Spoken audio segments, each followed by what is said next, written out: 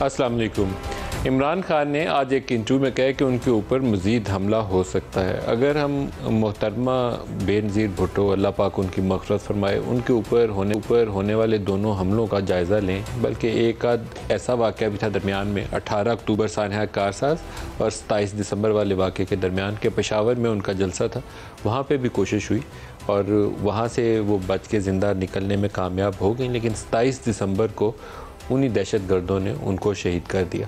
तो इन चीज़ों को सामने रखते हुए कुछ लेसन्स हमें लर्न करने चाहिए। वो ये है कि एहतियात का दामन कभी हाथ से नहीं छोड़ना चाहिए।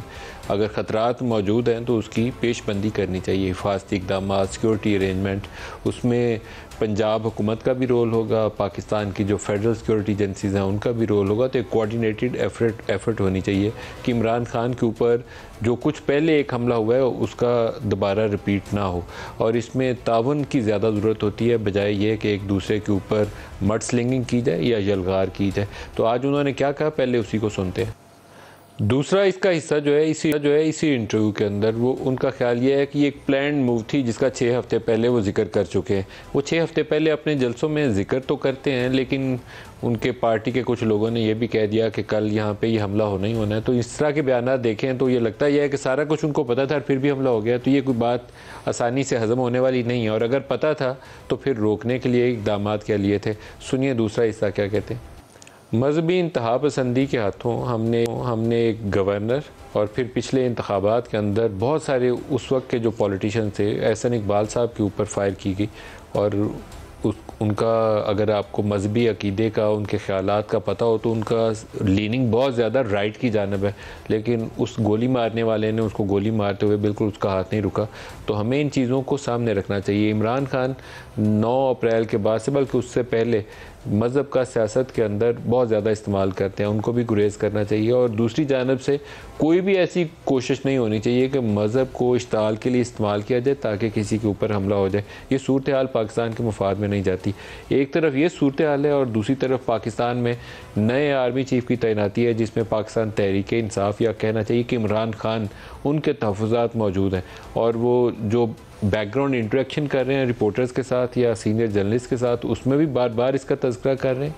और जो उनका लॉन्ग मार्च है उसके मतलब भी तासुर यही है कि वो जैसे ही तारीख करीब आएगी अपॉइंटमेंट की तो वो पिंडी इस्लामाबाद में मौजूद हो ताकि वो दबाव बरकरार रख सकें मौजूदा हुकूमत के ऊपर।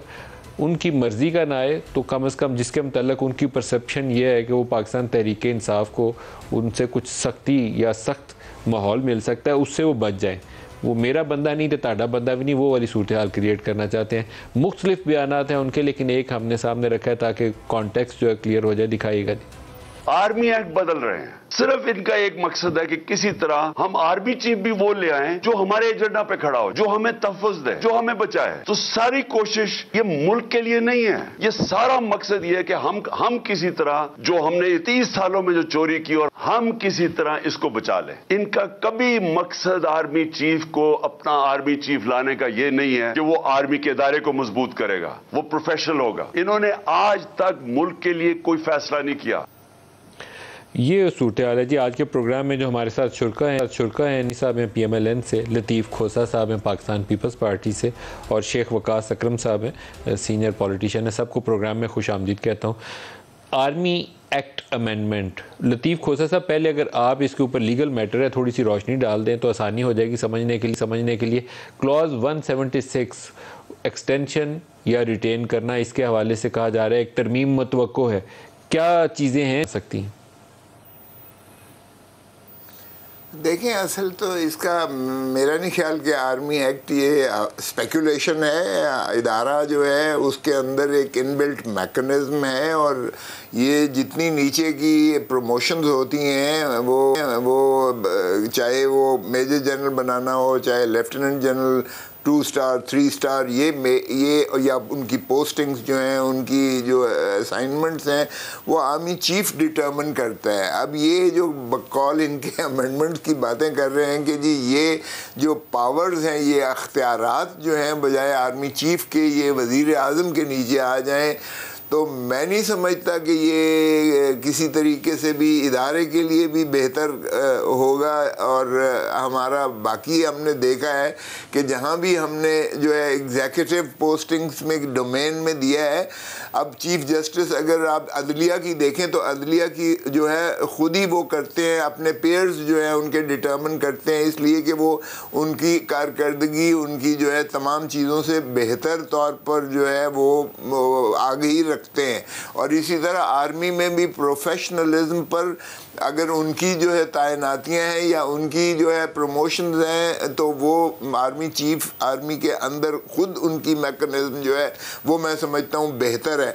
सो इसलिए अगर ये तरमीम की गई या तरमीम इसलिए की गई कि हमारे जो 3 स्टार जनरल्स हैं या जो कोर कमांडर्स हैं अपनी मर्ज़ी से तैनात एग्जीक्यूटिव करना शुरू कर दे, प्राइम मिनिस्टर यानी करना शुरू कर दें, तो उसमें बहुत सारी मैं समझता हूँ कि नॉन प्रोफेशनलिज्म आ जाएगी और हमारे इस इदारे को खोसा साहब इसका मकसद लेफ्टिनेंट जनरल्स को पसंद की कोर में तैनात करना नहीं है। जो अभी तक तरमीम सामने आई है उसके मुताबिक यह है कि अगर कोई रिटायर हो रहे हैं और उनको प्राइम मिनिस्टर रिटेन करना चाहें फॉर द टाइम बिंग तो वो रिटेन करने की क्लॉज उसमें ऐड हो जाएगी। शेख वकास अकरम साहब, ये एक जो वन ऑफ द कंटेंडर्स हैं आर्मी चीफ के लिए, उनके मुतल्लिक़ कहा जाता है कि शायद हो सकता है कि उनको बेनिफिट करे क्योंकि एक आध दिन पहले उनकी रिटायरमेंट ड्यू है, तो हो सकता है कि 1 दिन के लिए या 2 दिन के लिए उनका टेन्योर एक्सटेंड करके एज लेफ्टिनेंट जनरल, तो फिर अगर उनको कंसिडरेशन है एज आर्मी चीफ तैनात करने की तो उसके लिए राह हमवार करना एक ऑप्शन हो सकती है।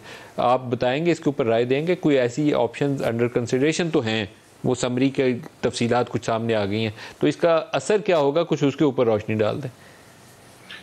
देखिए, इसका असर सच तो इदारे के लिए बेहतर नहीं होता क्योंकि जो लोग ऑलरेडी लाइन में मौजूद हैं, जो ये समझते हैं कि उनका भी हक बनता है इस किस्म की पोस्ट का, और कोई पॉलिटिकल एंटिटी जो है वो सिर्फ अपनी पसंद की बुनियाद के ऊपर चीज़ों को आगे लेके जाने के लिए अगर ऐसा करती है तो यूजुअली ये इदारों के लिए इन द लॉन्ग रन ठीक नहीं होता। मगर कानूनन ये वज़ीर आज़म का इख्तियार है, वो ये कानून साजी कर सकते हैं और वो कर रहे होंगे, और जब वो करेंगे तो ये सारे पीडीएम वाले शामिल ही होंगे जो नून लीग को सपोर्ट कर रही हैं, जमातें, चाहे इनका व्यू कुछ भी हो, अगर ये चीज़ें ऊपर तय हो जाती हैं तो ये सारे वोट करेंगे। मैं ये समझता हूँ कि इस मौके के ऊपर आके गो के इस किस्म की किसी भी अमेंडमेंट का कोई नुकसान नहीं है अगर देखा जाए उसके रेट्रोस्पेक्टिव में तो। बट दूसरी चीज़ ये है कि इस मौके पे इसका इसलिए इंप्रेशन गलत जाता है कि मुल्क में एक एजानी सी कैफियत है। ऐसे लगता है कि मुल्क में एक पार्टी इस्टेब्लिशमेंट के खिलाफ खड़ी है, दूसरी पार्टी इस्टेब्लिशमेंट की वजह से खड़ी है। तो इस वक्त एक प्राइम मिनिस्टर पे इल्ज़ाम लग रहा है और कि वो बाहर अपने भाइयों से मशवरे कर रहे हैं और फिर आके ऐसा करेंगे। इस माहौल में इस किस्म की अमेंडमेंट लाई जाती है तो मीडिया में, अवाम में एक परसेप्शन यही पैदा होगी कि ये अपने किसी जाति गेन के लिए लाए हैं। वो कि ये सबको समझना चाहिए कि ये किसी को भी लेके आएंगे, कोई भी इनका बैगेज कल उठाने को तैयार नहीं होगा। So technically this is not the right time for such kind of amendments, but अगर ये लेके आते हैं तो ये बादशाह है। निहाल हाशमी साहब से भी पूछते हैं इस पे। निहाल हाशमी साहब, आपके इरादे क्या हैं आर्मी एक्ट अमेंडमेंट में तरमीम करके, क्या हासिल करने का इरादा है हुकूमत का? बिस्मिल्लाहिर्रहमानिर्रहीम। नदीम साहब, नदीम भाई, जो आपने पहले बात की थी क्या हमने सीखा मोहतरमा के ऊपर जो असैसिनेशन अटैक हुआ, तो बिल्कुल मैं समझता हूँ कि हमने कुछ नहीं सीखा बहसियत कौम। हमने 71 के शानिया मशरक़ी पाकिस्तान से कुछ नहीं सीखा, हमने 1977 के मार्शल लॉ से नहीं सीखा, हमने 1999 के मार्शल लॉ से कुछ नहीं सीखा, हमने 88 के मुशर्रफ साहब का जो हादसा हुआ उससे कुछ नहीं सीखा, हमने 2014 के धरना से कुछ नहीं सीखा। हमें सीखने, हमें बहुत कुछ सीखना, किसी का भी था, एक सानिया हुआ था, हमें बहुत कुछ सीखना चाहिए था, हमने नहीं सीखा। अब ज़रूरत है कि हम चीज़ों से सीखें। हम सीखने के लिए तैयार ही नहीं रहते हैं। अब जहाँ तक रह गया अमेंडमेंट का या कोई तरमीम लाना है आर्मी एक्ट में, तो जनाब जो वज़ीर आज़म होता है उसी की जिम्मेदारी होती है, फॉरेन अफेयर्स भी, फाइनेंशियल अफेयर्स भी, इंटीरियर भी और डिफेंस भी। तो वज़ीर आज़म पूरे कौम को और दुनिया को जवाबदेह होता है। और पूरे दुनिया में ये डोमेन होता है प्राइम मिनिस्टर का, जो चीफ एग्जीक्यूटिव है, जिसको चाहे आर्मी चीफ लगाए। क्या पाकिस्तान का आर्मी चीफ चाइनीज प्रेसिडेंट लगाएगा या इंडियन प्राइम मिनिस्टर लगाएगा? नहीं, हमारे प्राइम मिनिस्टर लगाएगा। अब रह गया उनके यहाँ आमतौर पे पूरी दुनिया में जो डिफेंस कमेटी होती है, ये दोनों पार्लियामेंटेरियन मेरे भाई बैठे हैं, ये बताएंगे फिर मिनिस्ट्री ऑफ डिफेंस का काम क्या रह जाता है, डिफेंस सिक्योरिटी का काम क्या रह जाता है। ये काम जो मैंने तैनाती है, अगर चाहें पार्लियामेंट और वो कहे कि नहीं जी हम तैनाती करेंगे सारे स्टार जर्नल्स की, तो कर सकते हैं। ये हमारे सरकार के अंदर है ना, कोई इंडिपेंडेंट सॉवरेन इदारा तो नहीं होता है। तो बात यह कि इसको एक राय का पहाड़ हमने बना दिया है, एक तरीक़ाकार है। उसके तहत जब वो डिफेंस सेक्रेटरी की तरफ से एक आ जाएगा 4 नाम, वो प्राइम मिनिस्टर उनमें से कोई एक नाम को टिक लगा देंगे और वो पाकिस्तान के आर्मी चीफ बन जाएंगे। 5 के या 4 तो आर्मी चीफ नहीं बनेंगे, चीफ तो एक ही आदमी ने बनना है। और एमेंडमेंट के जहां तक जरूरत है, हर चीज के लिए हमेशा there is a room for improvement and amendment, there is a room. अगर आर्मी के एक्ट में इंप्रूवमेंट की जरूरत अगर कौम महसूस करती है, पार्लियामेंट महसूस करती है, तो बिल्कुल होना चाहिए, और अगर नहीं महसूस करती है तो बिल्कुल नहीं होना चाहिए। इसको राय का पहाड़ नहीं बनाना चाहिए। मेरे ख्याल से ये चीजें अगले मंडे तक सेटल हो जाएंगी। मंडे तक सेटल हो जाएंगी। खोसा साहब, 18 तारीख कल फ्राइडे कोई काम तासुर यह है कि शायद मिनिस्ट्री ऑफ डिफेंस से समरी को मूव करने के लिए कहा जाए, या वजारत दिफा जो है उस समरी को भेजे वज़ीर आज़म की कंसिडरेशन के लिए, और वज़ीर आज़म फिर उसको 1-2 रोज़ के अंदर जो भी उनकी कंसिडरेशन है उसकी रोशनी में फ़ैसला करके प्रेसिडेंट साहब को वो भेजें नॉमिनेट करके एक कैंडिडेट को एज आर्मी चीफ। आप क्या देखते हैं, ये स्मूथली आगे बढ़ेगा प्रोसेस या इसमें रोड ब्लॉक्स हैं? मुख्तलिफ जगहों के ऊपर इस्लामाबाद में इस वक्त स्पेकुलेशन बहुत है कि जरदारी साहब भी आए हैं समझाने, मियाँ साहब अटक गए हैं, पिंडी राज़ी नहीं है, सेक्रेटरी डिफेंस से पता नहीं समरी मूव करेगी कि नहीं। तमाम किस्म की बातें इस वक्त गॉसिप के तौर पर इस्लामाबाद में आपको सुनने में मिलेंगी। नहीं, मेरा नहीं ख्याल कि कोई इतनी बड़ी इसमें कॉम्प्लिकेशन होने जा रही है, क्योंकि पहले ही बहुत 3 महीने से हिजानी कैफियत बनी हुई है। बिल्कुल मैं इत्तेफाक करता हूँ आजमी साहब, this is a normal routine, इसको तो कंट्रोवर्शियल बनना ही नहीं चाहिए था। ये प्राइम मिनिस्टर का प्रेरोगेटिव है अंडर द कॉन्स्टिट्यूशन। उसके मुताबिक अगर वो मुनासिब समझते हैं, चूँकि एक अलायंस में है, एक कोलिशन गवर्नमेंट है, अगर वो मुनासिब समझें कि अपने कोलिशन पार्टनर्स के हेड से कंसल्ट कर लें तो उसमें कोई ममानियत नहीं है, लेकिन कोई कानूनी आईनी ज़रूरत नहीं है, रिक्वायरमेंट नहीं है। मगर अगर वो कंसेंसस बिल्ड करना चाहें तो कोई ऐसा मुज़ायका नहीं है। भले अब अगर सदर साहब ने भी बीच में कोई मीडिएट या कर रहे हैं तो उसमें भी मैं नहीं समझता कि कोई मुज़ायका है, क्योंकि एक नेशनल कॉज है इसमें। मगर मैं आपको मलिक साहब अर्ज़ करूँ कि ये 20 तारीख के बाद ये प्रोसेस होगा, ये पहले नहीं होगा, और ये 27 से पहले हो जाएगा। ये जो है समरी फ्लोट भी हो जाएगी और डिफेंस मिनिस्ट्री ही की तरफ से होती है। ये जो इदारा है वो अपना भेजता है, 4 या 5 जो है लेफ्टिनेंट जनरल जो सीनियर मोस्ट हैं उनकी फहरिस्त भेजेंगे, और वो डिफेंस मिनिस्ट्री के थ्रू, डिफेंस सेक्रेटरी के थ्रू डिफेंस मिनिस्ट्री के पास, और फिर वो वज़ीर आज़म साहब उस पर जो है एक जिस तरह फरमा रहे हैं उनको नामजद कर देंगे। और ज़्यादा तवक्को मलिक साहब यही है कि सीनियर मोस्ट जो होगा उस वक्त, जो भी सीनियर मोस्ट होगा, इसमें रिटायरमेंट का कोई फ़र्क नहीं पड़ता है। आप शायद जिक्र कर रहे हैं कि 27 तारीख को एक रिटायर होने जा रहे हैं, तो अगर ये 27 से पहले हो जाता है तो ये it is a appointment for 3 years, 3 साल के लिए ये ऑटोमेटिकली 3 years की एक्सटेंड हो जाएगी। इसलिए इसमें कोई हाँ, इसलिए इसमें एक्सटेंशन की ज़रूरत नहीं है। जो मैंने अर्ज़ किया ना, तरामीम वो है, वो बहुत डेंजरस तरामीम होंगी मलिक साहब। मैं उसके हक़ में बिल्कुल नहीं हूँ कि जो है एग्जीक्यूटिव इंटरफेरेंस से इनकी पोस्टिंग्स और ट्रांसफ़र्स और इनकी प्रमोशंस, जो आर्मी चीफ का एक प्रेरोगेटिव है, वो जो है प्राइम मिनिस्टर, कोई भी प्राइम मिनिस्टर इस वक्त। सर यहाँ खबर ये थी खोसा साहब कि आपने अगर विद इफेक्ट फ्रॉम 29 नवंबर अगर करनी है अपॉइंटमेंट, अगर आपने with effect from November 29 appointment करनी है और 27 को एक रिटायर हो रहे हैं, तो जो 2 दिन का गैप है उसको कवर करने के लिए आपको रिटेन करना पड़ेगा फॉर 2 डेज़, उनको एक्सटेंड करके फिर 29 को 3 इयर्स की टर्म उनकी स्टार्ट होगी। ये कहा जा रहा है कि पर्पज़ है उस तरमीम का। बहरहाल ये कुछ भी हो सकता है, अभी तक सामने लाया नहीं है। कैबिनेट के इजलास के मतलब क्या सराई थी कि आज शायद उसमें तरमीम आएगी, वो इजलास मुलतवी हो गया, पता नहीं कल होता है या परसों खसूसी इजलास था। दोबारा शेख वक़ास साहब आपकी तरफ आ रहा हूँ, आप समझते हैं कि मसला आसानी से आगे बढ़ जाएगा, या इमरान खान यहाँ आके पिंडी में अगर बैठ जाते हैं 20-21 तारीख को तो फिर मसला टेढ़ा भी हो सकता है? देखिए, इमरान खान अगर आके बैठ जाते हैं तो बिल्कुल मसला टेढ़ा हो सकता है। ऑब्वियसली जब एक बड़ी तादाद में लोग, और वो तादाद कोई भी हो सकती है, इस्लामाबाद के लिए चंद हजार लोग भी बहुत बड़ी तादाद है। मलिक साहब, आप भी यहीं पे रिपोर्टिंग करते रहे हैं और यहीं पे प्रोग्राम करते हैं।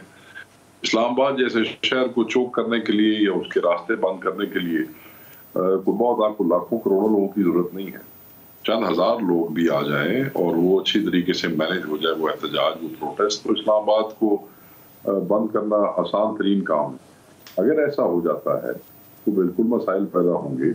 मसाइल इसलिए पैदा हो सकते हैं कि जब इस किस्म की सिचुएशन पैदा हो जाए, ये मैटर नहीं करता बंदे थोड़े या बंदे ज्यादा थे, मैटर ये करता है कि कोई अनटूवर्ड किस्म की सिचुएशन पैदा हो जाए, कोई अनफॉर्चुनेट इंसिडेंट हो जाए, कहीं सरकार के ओहदेदार जो है और आलाकार जो है वो और अवाम आमने सामने होते हैं, कहीं कोई थर्ड पार्टी आके कोई शरारत कर देती है। बहुत सी कुव्वतें दुनिया में है जो पाकिस्तान को डिसइंटीग्रेट करना चाहती है, एंटी स्टेट एलिमेंट्स है, वो आ जाते हैं, वो शरारत कर देते हैं। हो सकता है इमरान खान शरारत के मूड में ना हो सकता है आगे से सरकार शरारत के मूड में ना हो, एस्टैब्लिशमेंट शरारत के मूड में ना हो, कोई बाहर से घर आके वो शरारत कर दे जिसके नतीजे में कोई बहुत बड़ा वाकया हो जाए, तो उसके बाद चीजें जो है आउट ऑफ हैंड हो जाएगी। ये जो आज कल बड़े सुकून से प्रेस कॉन्फ्रेंसेज और बड़े बयान आ रहे हैं, इन्हां दे तोते उड़ जाएंगे, फिर उन्हें समझ ही नहीं लगेगी हुण असीं जाना किहड़ी खोडे च ते निकलना कित्थों है। तो अल्लाह ना करे कि इस किस्म की सिचुएशन पैदा हो। और खान साहब ने तो पहले भी एक दिन पहले कहा कि अब हम अपॉइंटमेंट वाले इशू से जो है हम पीछे हट गए, कोई ऐसा वो नहीं है, हम चाहते हैं लोग मैरिज पे आए।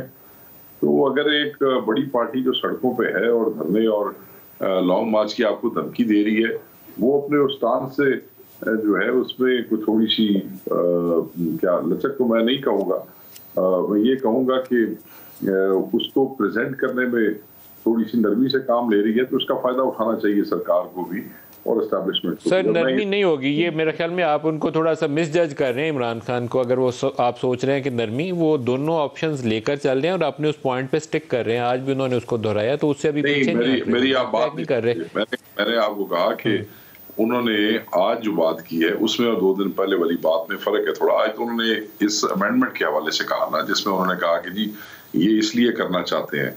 देखें, बज़ाहिर कौन सारे बेवकूफ पागल तो नहीं है। सरकार यहाँ से बैठी हुई इतने महीनों से, और ये जो गवर्नमेंट इस वक्त बैठी हुई प्राइम मिनिस्टर साहब, इनकी और इनके भाई की हुकूमत सालों इस मुल्क में रही है, को पहली दफा ही है। आज इनको आर्मी एक्ट में अगर कोई अमेंडमेंट की जरूरत पेश आ रही है तो इसका मतलब है कि इनका कोई जाती एजेंडा है। कोई लोग पागल हैं, लोग बेवकूफ हैं, आप लोगों को क्या समझते हैं? तो इतने महीने से यहाँ बैठे हैं। वैसे तो आर्मी चीफ जिसको आप तैनात करते हैं, जिस दिन से वो चार्ज संभालते हैं उस दिन से वो पाकिस्तान आर्मी के आर्मी चीफ होते हैं। वो किसी के एहसान मंदी वाला तासुर नहीं होता। वो 35-40 साल की सर्विस से वो बंदा वहां तक आया, आपने उसको मुनासिब समझा, आपने अपॉइंट कर दिया, तो once appointed is army chief, वो ताड़ा बंदा कोई नहीं आएगा जो फिर उस तो बाद। ये क्लैरिटी रहनी चाहिए। नवाज शरीफ से ज्यादा शायद किसी और में ये क्लैरिटी नहीं होनी चाहिए, जिन्होंने इतने सारे चीफ लगवा के हर दफा बाद में फड्डा 2 साल बाद ले लेते हैं। निहाल हाशमी साहब, नई अपॉइंटमेंट अगर मुझे इजाजत दें जी जी एक जुमले कहने की, जी जी, वो सिर्फ इतनी सी है कि नून लीग वालों को तो इसकी ज्यादा समझ आनी चाहिए। हर बारी डांगा ते रानू पईयां ने, हर बारी ये भी अपना थानेदार लाना चाहते हैं, तो हर बारी काम पुठा हो जाता है। इस तरह नहीं होना।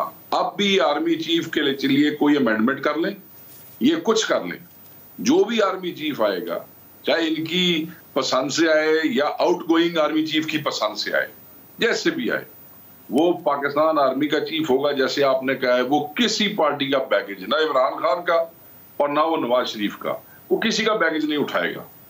जो इमेज इस वक्त दोनों पार्टियों ने अपनी लड़ाई में फौज का खराब कर दिया ना, जो भी अगला आर्मी चीफ आएगा वो जो डिस्क्रेडिट आपने करने की कोशिश की है वो उसको ठीक करने की कोशिश करेगा, और इसकी मिसालें बाजी में मौजूद है। ये बात आपकी सही है, ये बात आपकी दुरुस्त है। निहाल हाशमी साहब से भी मैं इस पर बात करना चाहूँगा। ना तो वो नए आर्मी चीफ ने बोझ उठाना है पीटीआई का, तो ना उसने बोझ उठाना है पीडीएम का। आप अपनी अपनी सियासत करेंगे, वो फौज को दोबारा उसका इमेज बहाल करने का, जिस तरह जनरल कियानी को एक दफ़ा टास्क मिला था जनरल मुशर्रफ के बाद दोबारा इमेज बहाल करने का, वो वाला टास्क मिलना है अब नए चीफ को। निहाल हाशमी साहब। नदीम मलिक साहब, इमरान खान साहब हुकूमत के खिलाफ तहरीक चलाएं, बातें करें, कबूल है, मगर वो शायद शेख साहब एग्री ना करें। मैं तालिब इल्म हूँ हिस्ट्री का और करंट अफेयर्स का। मुझे मालूम है कि ये कोई बैरूनी खेल शुरू हो चुका है कि पाकिस्तान को कैसे डिस्टेबलाइज किया जाए, सिविल वॉर कराया जाए, रैंक एंड फॉलिंग में डिवीजन कराया जाए। बात सारी बड़ी सिंपल सी। हम कब कह रहे हैं कि आर्मी हमारा बोझ उठाए? नहीं उठाना चाहिए, उसको सरहदों का बोझ उठाना चाहिए। जो इमरान खान कह रहे हैं कि आर्मी को बोझ उठाना चाहिए करप्शन पकड़ने का, चोरों को पकड़ने का, नो, आर्मी का काम नहीं है। आर्मी का काम है बॉर्डर पे जाए। ये काम FIA का है, एंटी करप्शन का है, और इदारे हैं उनका काम है। ये इमरान खान ने एक नया फॉर्मूला ला के दिया कि आर्मी चोरों के, भाई हम अगर कोई चोर है उसको पुलिस जाके पकड़ेगी, आर्मी से क्या लेना देना? आर्मी का काम है मुल्क की दिफा, और इन एड एंड एबेट अगर सिविलियन गवर्नमेंट चाहे तो वो आ सकती है। तो मैं ये समझता हूँ इसको जानबूझ करके इतना बड़ा इशू बनाया गया कि पाकिस्तान के लोगों में एक बददिली फैले, दुनिया में एक पैगाम जाए कि यहाँ की सियासी कल्चर स्टेबल नहीं है, ये रियासत की जो हुकूमतें हैं वो चलने वाली नहीं है, यहाँ पे एक इदारा दूसरे इदारे के खड़ा है, अवाम अपने इदारों के खिलाफ खड़े। ये एक बड़ा प्लान गेम है, ये कोई आम सा गेम नहीं। ये 2014 से चल रहा है और अल्लाह ना जाने कब तक ये चलता रहेगा, जब तक हम जो सिविलियंस हैं, जो हम लोग सियासी जमात के लोग हैं, जो हम रूल ऑफ लॉ पे बिलीव करते हैं, और कुछ तबका मीडिया का भी ऐसा, और खास करके सोशल मीडिया का भी एक तबका है जो इसके इन्फ्लुएंस में है और जो ये काम कर रहा है, खुलेआम कर रहा है। दुनिया में कहीं ये कोई चंगेज खान है इमरान खान कि जी वो आ जाएगा धरना लेके इस्लामाबाद तो वो बदल देगा? आके दिखाए, क्या उखाड़ेगा वो? लग पता जाएगा इमरान खान को, चंगेज खान है वो कि मेरे मुल्क के दारुल खुलाफा पे वो कब्जा करेगा। ऐसा नहीं होता है जनाब, ऐसा नहीं होगा। आए तो सही, उसको लग पता जाएगा। बच्चों वाली बात है। मुनासिब तरीके से सारा कुछ होना चाहिए, ना वो चंगेज खान बने तो ना आप कुछ बने। सियासत में एहतजाज भी होता है लेकिन वो भी तहम्मुल से होता है, दूसरे की ज़िंदगी आप अजीरन नहीं करते। तो एहतजाज करने वाले के ऊपर भी आंसू गैस नहीं बरसाई जाती और एहतजाज करने वाले भी आग नहीं लगाते किसी चीज़ को। ये मॉडर्न पॉलिटिक्स है दुनिया की। हम शायद कभी भी पुराने ज़माने की सियासत करने की कोशिश करते हैं, कब्ज़ा नहीं हो सकता इस्लामाबाद के ऊपर भारत। बहुत सारे ऐसे आइनी और कानूनी मामलात हैं जो इमरान के लिए मुश्किलात का सबब बन सकते हैं। एक इलेक्शन कमीशन का फ़ैसला है तोशाखाना केस के अंदर, जिसमें उन्होंने गिफ्ट्स की पूरी डिटेल जो थी इलेक्शन कमीशन के सामने डिक्लेयर नहीं की हुई, उसमें उनको नाअहल करार दिया गया। वो मामला एक तरफ है, इस्लामाबाद हाई कोर्ट में दूसरा केस है, और अभी उनका फ़ॉरेन फंडिंग वाला मामला भी उनके सामने है। लतीफ़ खोसा साहब, ये जो 62(1)(f) है ये कितना संगीन हो सकता है इमरान के लिए? क्योंकि इलेक्शन कमीशन के इस फैसले के बाद सादिक अमीन का फैसला जो नवाज शरीफ के ऊपर लागू हुआ था वो अकाउंट रिसीवेबल 10,000 दिरहम के ऊपर हुआ था कि इन्होंने बताया नहीं, बेटे से 10,000 लेना था तो ये एसेट था, बताया ही नहीं। यहाँ तोशाखाना के ऊपर भी ऑलमोस्ट सिमिलर किस्म की कंडीशंस जो थी, इलेक्शन कमीशन ने उनको पेश नज़र रखते हुए उनको डिस्क्वालीफाई कर दिया। अब नेक्स्ट स्टेप क्या इसके लिए ख़तरनाक साबित हो सकता है इमरान खान के लिए कि इसी फैसले को कोई उठा के कल कोर्ट में ले जाए? देखें, मोहतरम नवाज शरीफ साहब को सुप्रीम कोर्ट ने डिस्क्वालीफाई किया था, इलेक्शन कमीशन ने नहीं किया था। और 62(1)(f) जो है वो जिस तरह अब मौजूद है, जब तक declaration bye a court of law ना हो कि ये सादिक और अमीन नहीं हैं, तब तक वो डिस्क्वालीफाई नहीं हो सकते। जो इलेक्शन कमीशन की अख्तियार था, उन्होंने सिर्फ उनको डी नोटिफाई किया फॉर दैट पर्टिकुलर इलेक्शन कि इसमें जो उन्होंने नामजदगी के कागजात दिए थे उसमें इन्होंने डिक्लेरेशन में अपना ये तोशाखाना की रकम का जिक्र नहीं किया था, और इस वजह से उन्हें डी नोटिफाई किया गया। The seat shall be declare deemed vacant, तो वो सीट को वेकेंट करके डिस्क्वालीफाई उनके लिए खिलाफ जो इन्होंने अब करप्ट प्रैक्टिसेस की एक कंप्लेंट भेजी है सेशन कोर्ट के पास। अगर उस कंप्लेंट में ये सज़ा हो जाते हैं तो 3 साल सज़ा है और 5 साल की डिस्क्वालिफिकेशन उसके बाद शुरू होती है। वो मुनहसर है कि अगर वो इस्तग़ासे में वो सज़ा होती है करप्ट प्रैक्टिसेस में, तो तब वो मोहतरम इमरान खान साहब डिसक्वालीफाई होंगे। अभी उनको सिर्फ उस सीट की कागजात नामजदगी में इख्फा करने की पादाश में उनकी सीट को वो वेकेंट किया गया है। वो टेक्निकली आप उसको डिसक्वालीफाई नहीं कहेंगे। तो जो तोशा खाने वाला अब है जो उनके जी आप बताइए आप सेशन कोर्ट से जो फैसला आएगा तो सेशन कोर्ट के फैसले की इम्प्लीकेशंस उनके लिए खतरनाक साबित हो सकती हैं। यस, खतरनाक ही नहीं, वो तो 3 साल की सज़ा भी है और सज़ा के बाद फिर जो है डिस्क्वालिफिकेशन शुरुआत होंगी। वो डिस्क्वालिफिकेशन सीरियस है, लेकिन वो मैंने तो आज तक नहीं देखा किसी को करप्ट प्रैक्टिसेस में सज़ा होते हुए, क्योंकि आपको पता ही है कि अगर ये केसेस 5-5 साल नहीं चले तो वो केस भी इतनी आसानी से नहीं निकला करते हैं। और फिर माशाल्लाह हमारी अदालतें स्टे करने में इतनी ज़्यादा वो तनदही से काम करती हैं कि वो इतनी फ़ैसला करने में इतनी तेज़ी नहीं दिखाते जितने स्टे करने और उसे इल्तवा करने और लंबा करने में और फिर उसको जो है मौखर करने में जितनी माशाअल्लाह तारीखें पड़ती हैं हमारी अदालती निज़ाम में। शेख वकास अकरम साहब, ये मामला इतना सादा है नहीं है, मामला काफ़ी टेढ़ा है ये, क्योंकि जितनी फहरिस्त इन्होंने देनी थी, तफसीलात जमा करनी थी गिफ्ट्स की, तोहफ़ की, वो वहाँ इलेक्शन कमीशन के पास जमा नहीं हुई और इलेक्शन कमीशन ने उसी केस को बुनियाद बनाकर इनकी वो नाअहली की है। अब अगर कोर्ट से इनका सेशन कोर्ट से ये फैसला आ जाता है तो उसकी इम्प्लीकेशंस भी होंगी। और अभी ये घड़ी की ट्रांजैक्शन वाला जो मामला चल रहा है वो अगर कहीं साबित हो जाता है, क्योंकि उसके ऊपर अभी तक एविडेंस का सवाल होगा कि एविडेंस है या नहीं है, एविडेंस हुई तो एक और तलवार लटकेगी कि पैसे कम बताए थे ज़्यादा। देखिए अपना मलिक साहब, ये सारी चीज़ें अपनी जगह पे चल रही हैं, कहीं ना कहीं घड़ी वाली चीज़ें भी सामने आ रही हैं और एक सेगमेंट ऑफ सोसाइटी, खसूसन चंद चैनल तो उसको बहुत ज़्यादा उठा रहे हैं उस चीज़ को। इस वक्त पोलराइजेशन सोसाइटी में इतनी ज़्यादा है कि जो इमरान खान के चाहने और मानने वाले हैं वो कोई भी स्टोरी इमरान खान के खिलाफ मानने को तैयार नहीं है, सही या गलत इस बहस को आप छोड़ दें। जो बच्चे कुचे लोग रह गए हैं जो पीडीएम के साथ है, नून लीग के साथ है, मौलाना साहब के साथ है, वो उनके डाई हार्ड्स हैं। वो इमरान खान की किसी सच या झूठ के अंदर तमीज़ करने को तैयार नहीं है, वो उनकी किसी बात को नहीं मानते हैं। मैं ये समझता हूँ, मेरी जाती राय है, ये केस जहाँ मर्जी चलते रहे, इन केसों के जो मर्जी फैसले आते रहे, इलेक्शन अर्ली होने जा रहा है, इलेक्शन टाइम पे नहीं होगा। मेरे दोनों कोसा साहब तो मेरे सीनियर हैं, मेरे लिए बहुत मोहतरम है, हाशमी साहब भी कुलीग रहे हैं, मेरे से इख्तलाफ कर सकते हैं, इलेक्शन टाइम से पहले होगा। और ये मैटर नहीं करेगा कि कौन सा केस कहाँ खड़ा है और कितना खतरनाक है। इसलिए कि अगर मैं 2 मिनट के लिए इनकी बात मान भी जाऊं कि जिस तरीके से ये, क्योंकि इमरान खान बाज़ाहिर इस वक्त नजर आ रहा है कि वो एस्टेब्लिशमेंट को ललकार रहे हैं और लड़ रहे हैं और सड़कों पे बातें हो रही है, तो अगर मैं इनकी और उससे ये फायदा उठाने की कोशिश कर रहे हैं, क्योंकि ये भी जब इन्हें मौका मिलता है एस्टेब्लिशमेंट को गंदा करने में, ये भी एक वक्त नहीं लगाते। आप पिछले 10 दिन के टॉक शोज देख लें, पीपल्स पार्टी और पीवीएम के लोगों को जहाँ मौका मिला ना फौज के खिलाफ, इन्हें भी जुमलेबाजी और तंज तू परहेज नहीं की थी। तो अगर इनकी बात मान ली जाए कि जी वो इमरान खान तो इस नैच पे आ गया जहाँ हर चीज ऐसे करने जा रहा है, तो फिर मैं तो ये समझता हूँ, मेरे जैसा सियासी आदमी, कि एस्टेब्लिशमेंट के लिए यही बेहतर होगा कि खान साहब अगले इलेक्शन का हिस्सा बने।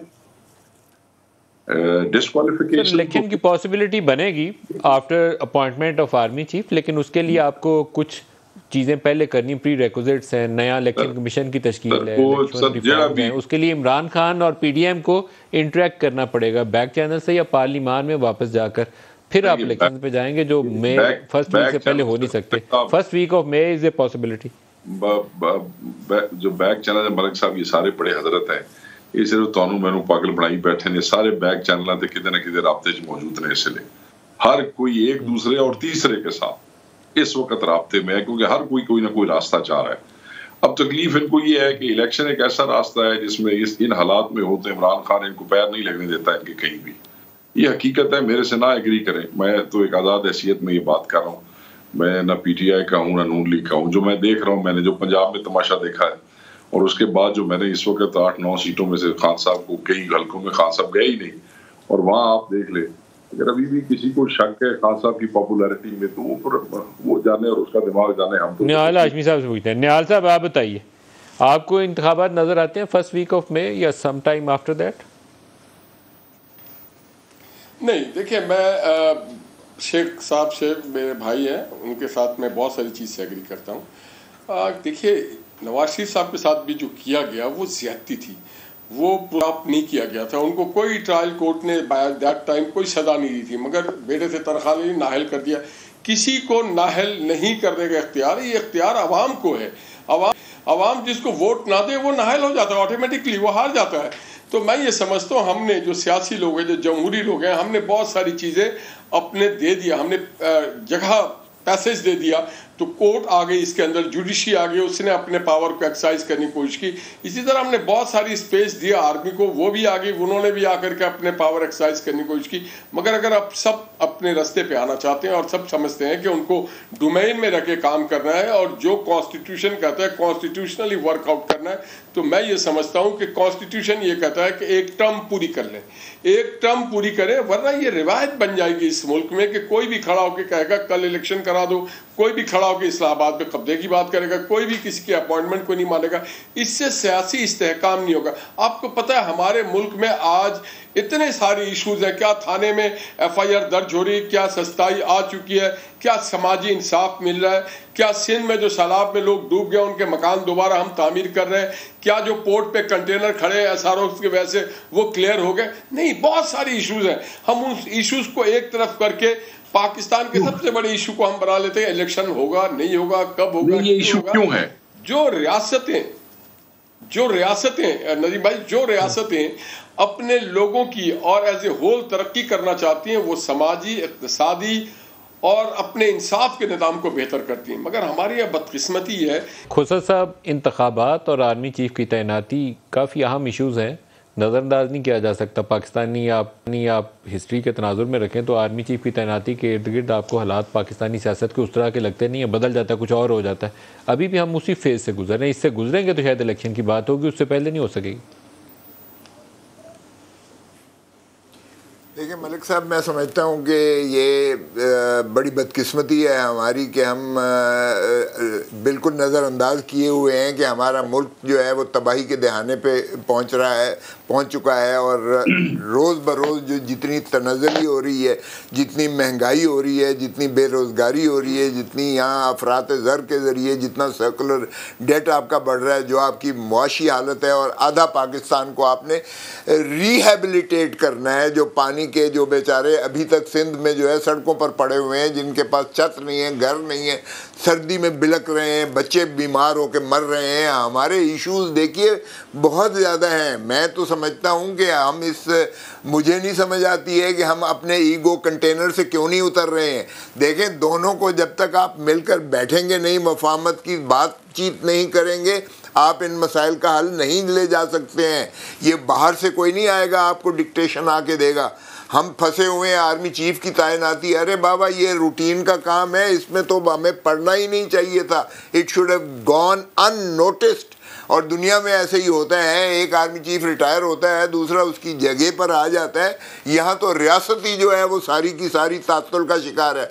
मलिक साहब, यकीन करें जमहूरियत नहीं चल रही है, यकीन करें रियासत नहीं चल रही है, और ना ही जो है आपका निज़ाम चल रहा है, ना मुल्क चल रहा है। आप अंदाजा कीजिएगा मलिक साहब, चल रही है तो छोड़े जाए, आपकी हुकूमत है, आपको कौन मजबूर कर रहा है कि हुकूमत में बैठे? सर सुन ले और सर सुन ले, जाने की बात नहीं है। मुझे बताएं कि जमहूरियत चल सकती है जहां ऑपोजिशन जो है, ऑपोजिशन ने बेतौकीर करके रख दिया है पार्लियामान में। अगर आप रियासत की तारीफ सुने तो रियासत की तारीफ अवाम है, और अवाम बोलते हैं पार्लियामान के ज़रिए। आप पार्लियामान ऑपोजिशन के बगैर नहीं होती है, ऑपोजिशन जो है अंदर आने को तैयार नहीं है। मोहतरम इमरान खान साहब, ज़रा ये सोचें क्या वो रियासत की तज़हीक कर रहे हैं, रियासत का नुकसान कर रहे हैं, या अपने ईगो की तस्कीन कर रहे हैं?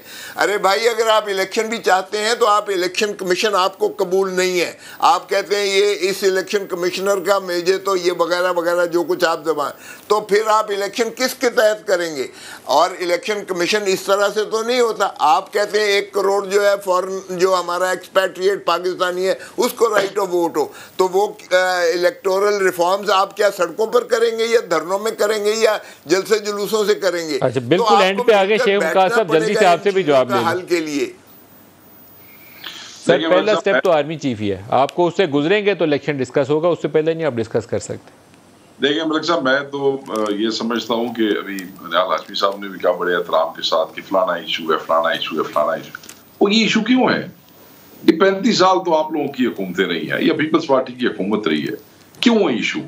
यही असल वजह है कि आप लोगों को कैल करने में नाकाम है कि इतने साल आपकी हुकूमतें रही हैं, इतने साल आपकी हुकूमतें करप्शन के ऊपर जाती रही। हम सब आप लोगों का हिस्सा रहे, आपके साथ रहे, हमेशा दुआएं करते रहे कि आप लोग जीतते रहे। आप लोग भी जब अपोजिशन में रहे, असेंबली को रबर स्टैम्प और डिबेटिंग क्लब कहते रहे। दुनिया इसीलिए आपकी बात सुनने को तैयार नहीं है, इसीलिए आप लोगों को कैल करने में नाकाम हो गए हैं, कहानियां अपनी लोगों से मनवाने में, क्योंकि आपका माजी लोगों के सामने है। लोग कहते हैं झूठों और निकम्मों को हमने 35 साल बर्दाश्त किया है, अगर दूसरा को 3 साल हमसे कुछ गलत भी कह गया और गड़बड़ भी कर गया तो सानू वो कबूल है, सानू 35-40 साल वाले कबूल नहीं है।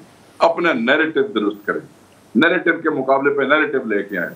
आर्मी चीफ की तब्दीली से कुछ नहीं होगा, एक सरकारी मुलाजमत है, एक गया दूसरा आ जाएगा, आपका बैगेज कोई नहीं उठाएगा। आप सियासी पार्टियां कहानियां छोड़ें, आप अपने मुखालिफ के बयानिए के अगेंस्ट अगर कोई बयानिया तैयार कर सकते हैं ना इलेक्शन के लिए, आप उसकी तैयारी करें, इसके अलावा आपका कोई चांस नहीं। शेख वकार अकरम साहब, लतीफ़, निहाल हाशमी साहब, आप सबका बहुत शुक्रिया। आज के लिए इतना ही इजाज़त दीजिए। अल्लाह हाफिज़।